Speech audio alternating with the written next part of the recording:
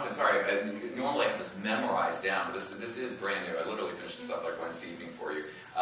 Yes, gather as many details about the project in person and understand the needs and the pains. This is relevant. This goes into part of the selling, which I think is really important. There was a great book that was written decades ago, which I've utilized material from John Lawhon many times, and it's a book called Selling Retail.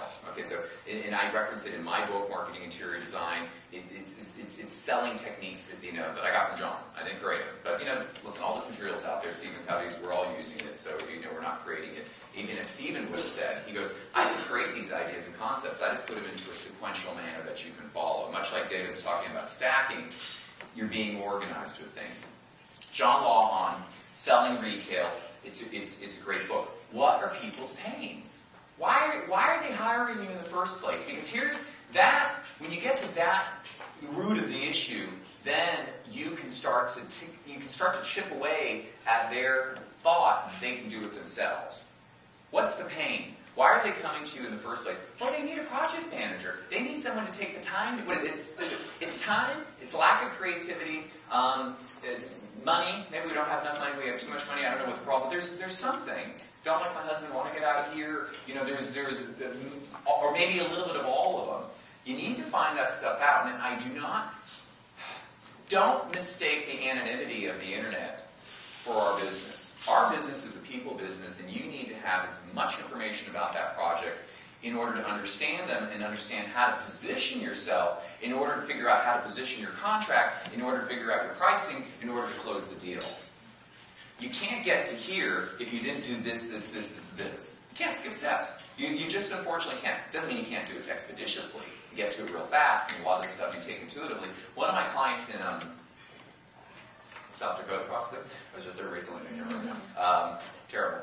But they sent me an 8-page questionnaire. I'm like, oh my God. If I was a client, I had to fill it out, I'd flip out. But I did put down, I said, at least make sure you give it to them electronically so they can type it and get it done. But you know what? That's the information you need. This is what your project's about, and you're not going to necessarily ask all that of the prospect. But why? Why are you paying me? Oh, well, I can do it. Well, if you can do it, then what are you calling me for? You're wasting my time. Don't say it to them that way, but, oh, that's great. Then why are you calling me? What can I do for you?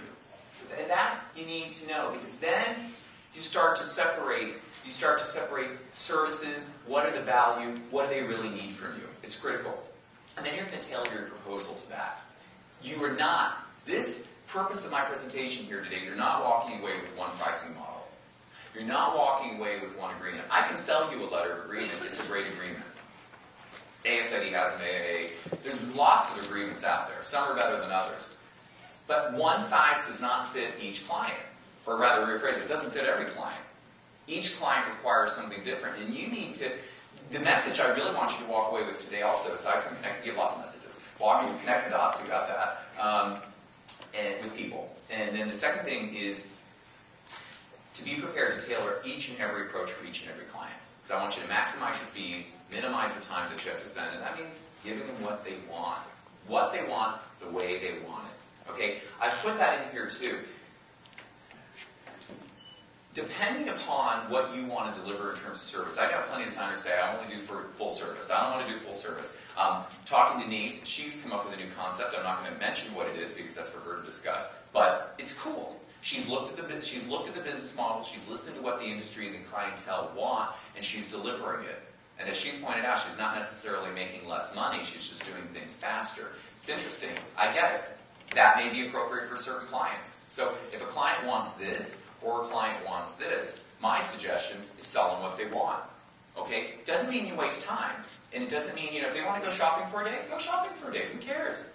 Ask for $1,000 or $2,000 or $3,000. I mean, the number really isn't important other than I want you to make money. Okay? If you're taking a retail shopping because they're doing their son's dorm room, then be done with it. Go and be happy with it. Because that can turn into something else. We all know that someone wants a lamp and then they do a whole house. Well, it still is relevant. I was just talking to it actually was on LinkedIn. I was responding to a query and somebody was complaining about the fact that about project creep. They're calling it the scope creep and how things can expand. Okay, well that's problematic if you are not being paid for the creep as it's happening.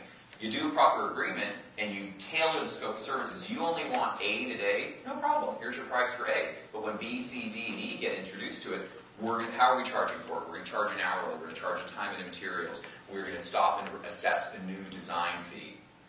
It makes no difference to me what you choose. All can be relevant.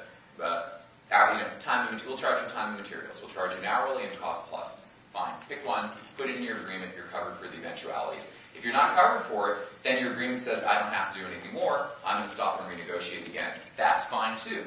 So I'm not worried about project creep, because what I'm seeing out there now is people are weary. Two things. People are sensitive to spending money. Even if they have it, they're sensitive to spending money. It's torturous. I have seen this in the last year. What I've noticed, which has really been annoying, people are taking forever to close a deal. Forever. And then they disappeared. I just had 2 deals closed in the last 3 weeks that I thought were dead. You know, and they weren't big deals, but they disappeared. No, we're moved up, blah, blah, blah. And then all of a sudden they came back and I'm like, yes. You know, but it's emotionally, you know, it's like a roller coaster. You want it to happen. So if you're experiencing it, guess what? It's your new normal. What I'm talking about is the new normal. And, you know, I have a little landmine to throw into this. I was, just because you're all looking too content. I was actually sitting getting my haircut the other day, so it'll look good for you. And he's a barber. Well, not from a barber. I can say stylist because it's not too fancy. I'm giving him $29. But he had a book. I was impressed he was reading. I said, really, what are you reading? And exactly, seriously, I know I've never thought that highly of myself. Like, what are you reading? Turns out he's reading a really cool economics book. I almost fell out of the chair. And it's called Aftershock. I don't know if anyone has heard of it, but he was telling me about it. I'm like, oh my god! But it made perfect sense. And you know, the net of it is like we're in a multi-bubble economy, and if you thought that the housing, you know, crisis, you know, was the only problem, think again. You know, we got a $14 trillion, you know, debt. And, you know, $2 trillion in income, at least as the book was saying. It's a house of cards. Listen, if anyone hasn't looked at the financial system and figured out it's a house of cards, it's just waiting to crumble, you know, the right wind blowing the right way. It's happening in personal finance and everything. You know, this, you know, Stephen Covey referred to this as whitewater management. Whitewater management is being in a river and doing whitewater rafting. You know, where you have 2 people in a boat, or maybe multiple people in a boat, and you know the boat is tossing and turning, and you know there's water constantly churning around. If anyone's ever been in water, especially that, it's loud. Okay, and you got your helmets on, so you don't crack your head when you flip out of the boat, and all this good stuff. And the paddles are going, or someone whacks you with a paddle, accidentally or intentionally. You know, and the people in the front of the boat can't hear the people in the back of the boat. Because it's so they're trying to, it's like your business. You're trying to run a business, but you know, things are moving so fast and you can't hear the people that you're supposed to be communicating with. Whitewater management. It's challenging, it's rough, and it's painful. So it makes you kind of stop and constantly have to refocus what you're doing.